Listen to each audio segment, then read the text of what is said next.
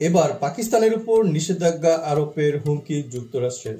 3 দিনের রাষ্ট্রীয় সফরে পাকিস্তানে অবস্থান করছেন ইরানের প্রেসিডেন্ট ইব্রাহিম রাইসি। এরই মধ্যে দুই দেশের সম্পর্ক ও বাণিজ্যের জোরদারে বিভিন্ন ইস্যুতে 8টি চুক্তি সই করেছে ইসলামাবাদ ও তেহরান। তবে মুসলিম বিশ্বের দুই শক্তিধর দেশের এমন উষ্ণ সম্পর্ক ভালোভাবে নিতে পারছে না যুক্তরাষ্ট্র। এমনকি ইরানের সঙ্গে ব্যবসায়িক চুক্তি সই করায় পাকিস্তানের উপর নিষেধাজ্ঞা আরোপের হুমকি দিয়েছে পর্যন্ত ওয়াশিংটন। পাকিস্তানের সরকারি সূত্রে জানা গেছে, এরই মধ্যে তেহরানের সঙ্গে বাণিজ্য, বিজ্ঞান প্রযুক্তি, কৃষি, স্বাস্থ্য, সংস্কৃতি ও বিচার বিভাগ সংক্রান্ত অন্তত 8টি দ্বিপাক্ষিক চুক্তি সই স্বাক্ষর করেছে ইসলামাবাদ।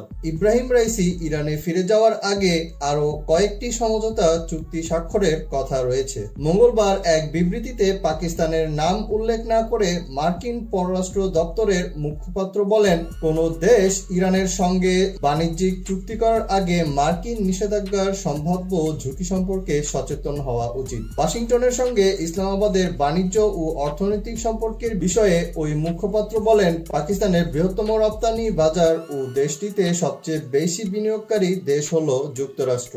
আমরা গত 20 বছর ধরে পাকিস্তানে সবচেয়ে বেশি বিনিয়োগ করেছি। পাকিস্তানের অর্থনৈতিক সাফল্যের সঙ্গে আমাদের দুই দেশের স্বার্থ জড়িত।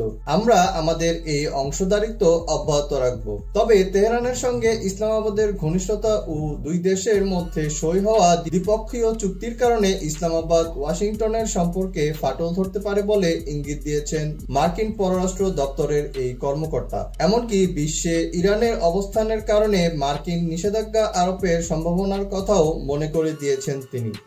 এমন এক সময় যুক্তরাষ্ট্রের এই সতর্কবার্তা এলো যখন অর্থনৈতিক সংকটে জর্জরিত পাকিস্তান বৈদেশিক বিনিয়োগ ও সহায়তার জন্য মরিয়া হয়ে উঠেছে। অনেকে বলছেন, পাকিস্তানের এই দুঃসময়ে সাহায্যের হাত বাড়াতে চাচ্ছে ইরান, যদিও এখানে উভয় দেশেরই স্বার্থ রয়েছে।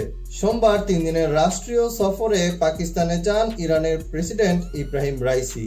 এরই মধ্যে তিনি পাকিস্তানের প্রধানমন্ত্রী শাহবাজ শরীফের সঙ্গে বৈঠক করেছেন। বৈঠকে দুই দেশের সম্পর্ক উন্নয়নের পাশাপাশি বাণিজ্য বৃদ্ধির উপর জোর দিয়েছেন রাইসি। এই ছিল আমাদের এখনকার খবর। পরবর্তী খবর শুনতে আমাদের চ্যানেলটি সাবস্ক্রাইব করে রাখুন।